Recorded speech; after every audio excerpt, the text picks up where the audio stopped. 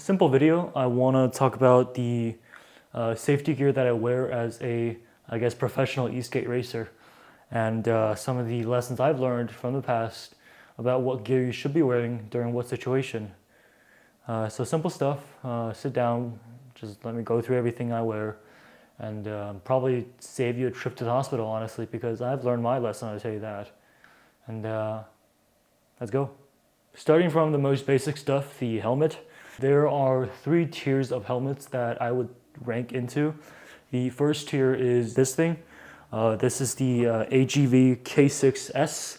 And I honestly think this is the best helmet for esk8 racing / EUC racing and intraday speed stuff, in my honest opinion, because this thing has saved my life at least 2 times, I would say. At least 2 times.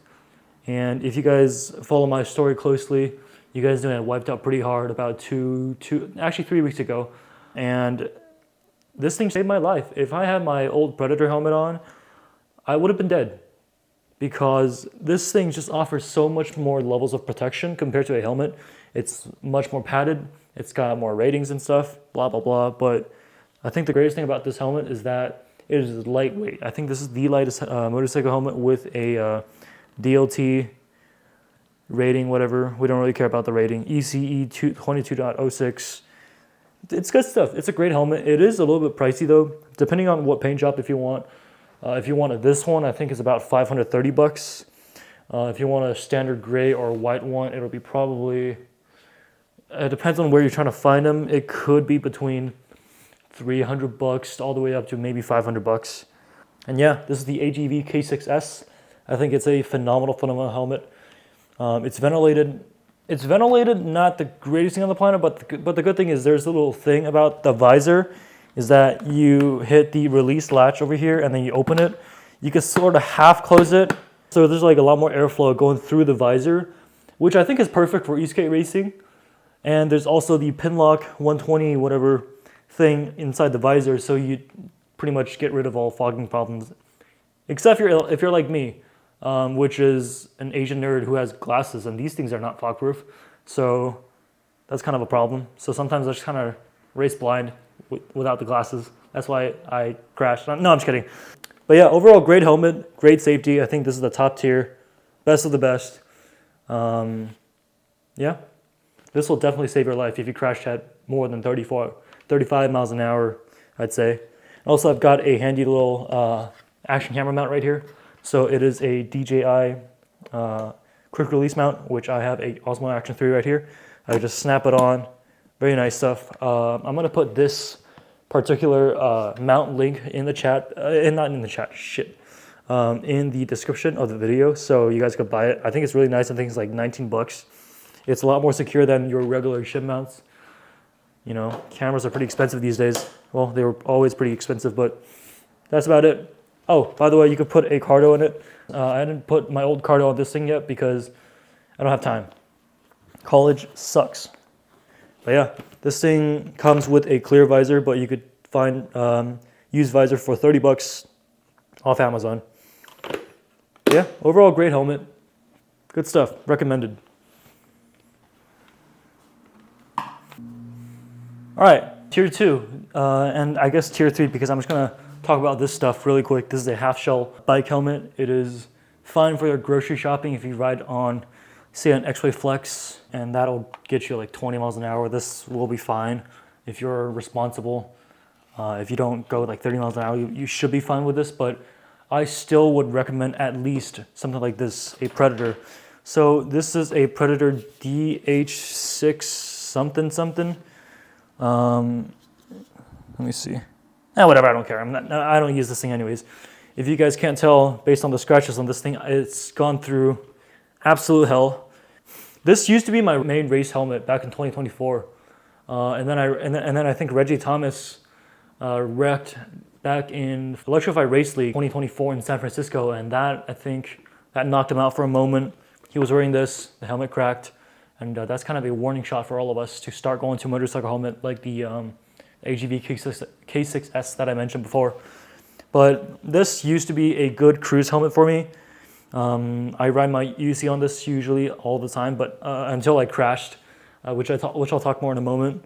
But I think this is a good helmet for generally like anything but below 35 miles an hour is what I would recommend this for. But if you are gonna race on this thing, you're not gonna get approved for races. Like everything requires the DOT standard now. So this is just your cruiser helmet. The great thing about this helmet is that there is a very large field of view.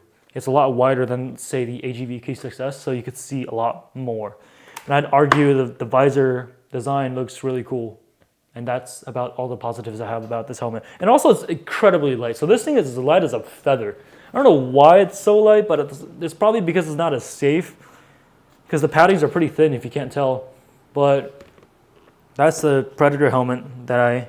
Oh, so speaking of the crash, about a few months ago, I had a pretty bad crash on my Blitz Pro. I got knocked out. I was at home for a few weeks. It was at an intro session, and then it was pretty horrible. I broke pretty much the entire Blitz Pro, everything, which kind of sucks. You know, replacing EUC parts, that's a pain in the ass and a lot of money, but this thing has gone through probably 5-6 bad crashes with me, and it's definitely retired by now. I'm never using this thing again. I want my life still. I still want my life. Yeah. All right, so for some reason, my camera and mic were acting up a little bit on me. Hashtag blame DJI, blame the Chinese. No, I'm just kidding. So the next thing I'm going to talk about are those. Hold on, where the fuck did you go? Are those? I think these are pretty popular in the PV community. Honestly, I think a lot of the pro racers wear this. I mean, I used to wear this. Jack still wears this. Reggie still wears this. But I think it's about time for these to retire. So this is the Leatt. I don't know what they're called. I forgot what they're called. I'll put the name on the screen in a moment. But it's about time for these to retire. So the problem with those is that they are technically designed for off-road. You're supposed to wear them going on dirt trails and stuff because they're designed for that. They're not really designed for you to go down at 40 miles an hour on asphalt because they're just gonna slide around your body and scrape you up pretty good. What happened to me a few weeks ago is that I had a pretty gnarly crash and I landed on my butt essentially and on my head, which we don't really talk about that. But because I had those on, my upper body got protected pretty well. Not my hip. My hip is really scratched up. And I had to spend an entire week on the bed just laying face down, being absolutely miserable, unable to walk. You know, I can't do anything because these things don't protect your hips and your butt. Like I said, they're designed for off-roading. You're supposed to slide when you're landing face down on dirt. That's what they're designed for, not for 40 miles an hour asphalt, esk8 hardcore racing. They don't restrict your movements that much though, which is a pretty good upside. I kind of hope that the leathers don't restrict your movement at all. They still do a little bit, but you're just the Leatts, they don't really affect your movement at all. I think they're pretty good for maybe street cruising, but if you're going anything above 35, 40 miles an hour, I would just recommend going with a straight like leather suit because you never know what's going to happen to your board or your EUC when you're riding. Shit happens. And holy crap, my board is damaged all the way. Oh my god.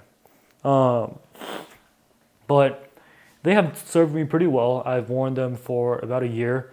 And then they're pretty similar to the Alpinestars Bionic Action V2s, which is the other set I had.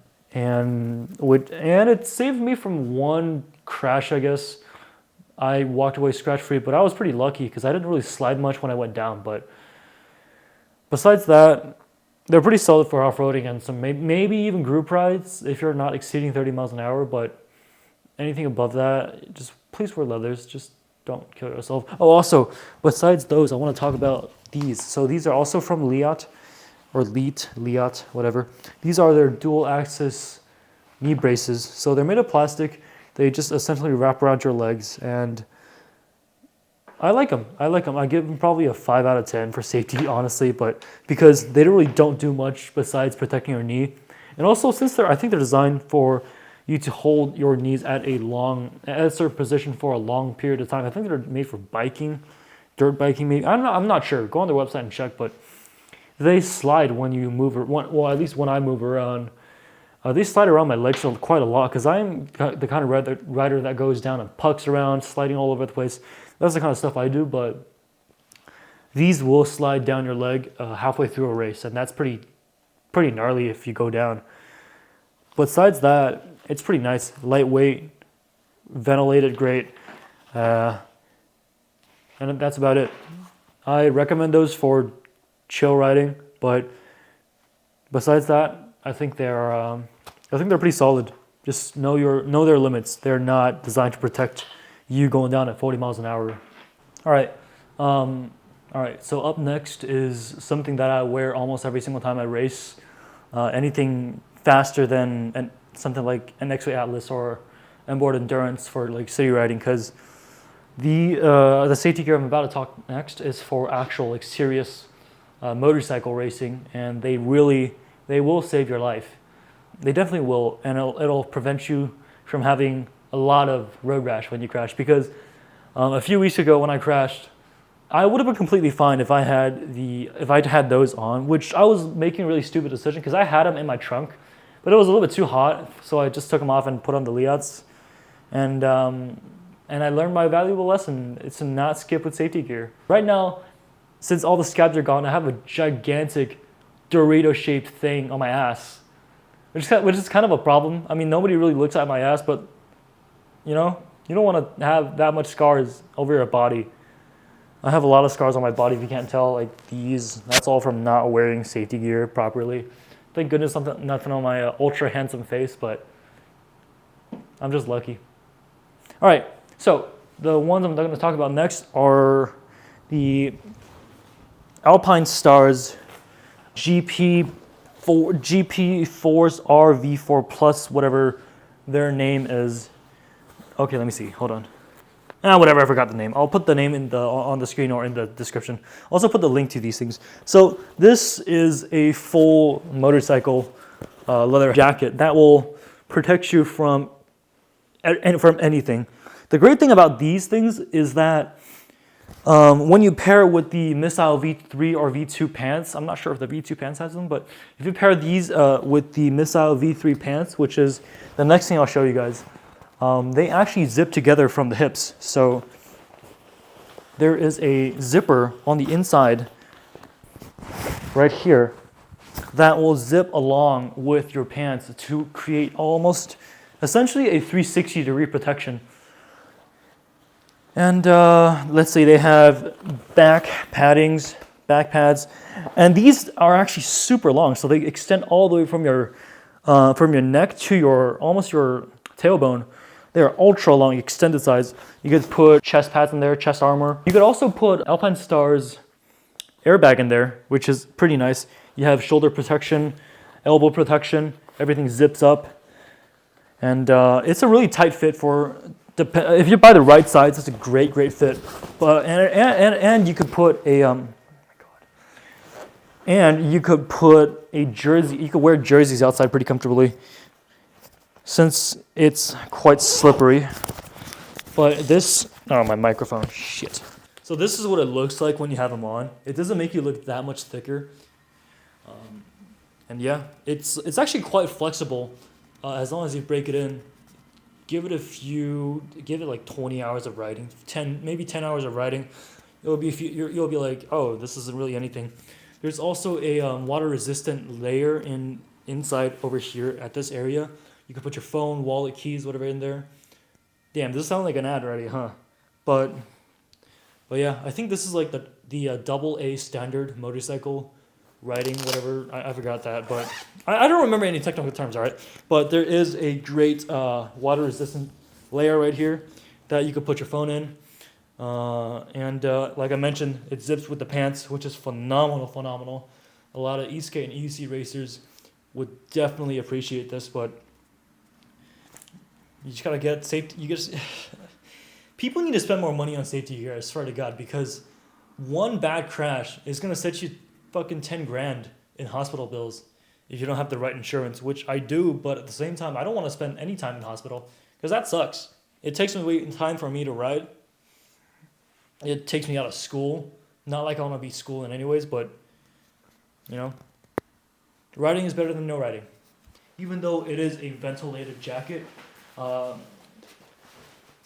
it still gets very toasty in there, which I'm not excited to wear these during the Cactus Cup in about 3 days, but I think it is a very necessary layer of protection because these boards, hold on, bam, there we go. So if you guys don't know, this is a Stooge race board. This particular model is the Stooge Raceboards V6. It goes about, well, right now the gearing is about 70 miles an hour, and it has like 50 horsepower in it. So like, it's really fucking powerful. So if you're gonna ride something like this, or an InMotion P6, or Extreme Bull Commander Max, you're definitely gonna want some proper protection because one crash at those speeds, you're gonna suffer for a few weeks at least. I just talked about the jacket. I'm going to talk about the pants now. So these I have over here are the Alpinestars Missile V3s. Missile, whatever. Missile sounds better, sounds cooler. Missile V3s. These are arguably the best pants for e-skate or PEV riding in general. They have this gigantic knee brace block over here. And this part is also replaceable. It's Velcroed on. It's designed for it to be replaced when it wears out. They are very close. They stick very close to your body. It's a pretty tight suit. And like I mentioned before, there is a second zipper over here that zips with your Alpinestars jacket, depending on the model. But yeah, for the pants, I actually don't mind it being a little bit thicker. I guess I just don't really care about my underbody ventilation, but it's made really well. The only problem with this setup, these pants and the jacket, is the price. They are fucking expensive. It is a phenomenal investment for PEV riding in general. It'll definitely save you a few runs to the hospital. It has saved me because back in last year, during the Full Send Racing Series at Apex, I had a pretty gnarly crash. I ate shit and then I fell into the track, essentially landed face down, and then the board flipped around and everything. But I walked away without a scratch. It's pretty safe, I think. I think you could take a fall at 70 miles an hour easily with these things. And if you know how to fall, you'll essentially walk away with absolutely no injuries at all. And like I said, you could also put airbags on the jacket. You could do extra upgrading for the jacket as well. I think it's a great it's a great combination. The only problem is the price, but like I said, gear is cheaper than hospital. Important stuff for me are the gloves. So these are downhill gloves from Triple8, which is honestly, I think the best gloves I've ever worn, honestly. It's really nice. You could replace the slide pucks really easily. I have a set of spark pucks because intro to speed at Long Beach, it's at night, you want to spark up, and that looks pretty fucking cool. Also, these slide pucks for your fingers, they help a little bit as well when you're on the ground. And they're pretty tight as well, so just find your right size.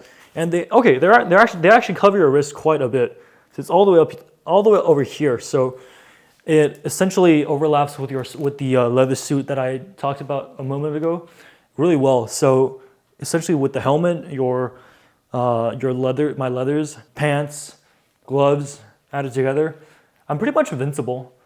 Oh, also speaking of gloves, some people like to wear stuff like this. So these are Beyond Riders half-fingered gloves. They essentially, so you just put them on like that. It doesn't really do you too much protection, but you know, there's the knuckle brace, which is pretty solid. It'll probably prevent your hands from getting broken a little bit. There's a little bit of slide pucks down here. It's probably a do it once and then it's done deal. You have to replace them, but besides that, these gloves are pretty solid. It's pretty good for cruising. Don't wear them when you're racing. That's a really stupid idea. You're gonna destroy your hands. And that's about it. Final thoughts. So I was one of the more risky kids back in the day when I was in high school. I used to do 30, 40 miles an hour in shorts, flip-flops, and a shirt, and a half-shell helmet. I used to be one of those kids, but I've learned my lesson ever since. I think I had like about 7 to 8 really big crashes. Almost every single one of them is due to negligence. I was just being really stupid, doing teenager things. Like I have scars all over my body, right hip, left hip, back, elbows, arms, brain, everything. But all of these could be avoided with safety gear, with proper safety gear. Just gotta know what you're doing. If you need help picking out some good stuff, message me on Instagram at esk8.speedster. I'll definitely try my best to help you out with selecting your right gear. I don't have a code with anybody, to be honest, but yeah, they're just my honest recommendations. It's just stuff that'll probably keep you alive. But the most important thing is definitely the helmet. AGV K6S, really good stuff. Actually, this one's. Actually, I bought this one brand new a few days ago because my old one was wrecked pretty hard. I'll attach a picture right now on the screen somewhere. But it was a pretty scary fall.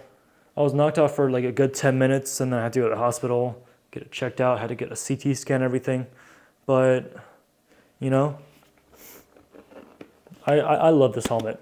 It's so incredibly light. It's almost as light as the Predator, maybe a little bit heavier, but this is one of the best purchases ever. It keeps you alive, but I mean, get whatever helmet you want. I don't really have a code. You could buy whatever you want, but at least something with a DOT approved, certified helmet. Like a Ruroc will work. A Shoei is better. A Bell, fuck, dude. Spend as much money as you want on safety gear. Like the more, the better, because you only have one life. You can't just like respawn if you just kill yourself, which is a pretty bad thing. So yeah, be responsible, ride safe, don't be assholes. Be careful of drivers, they're always trying to kill you. And stay alive.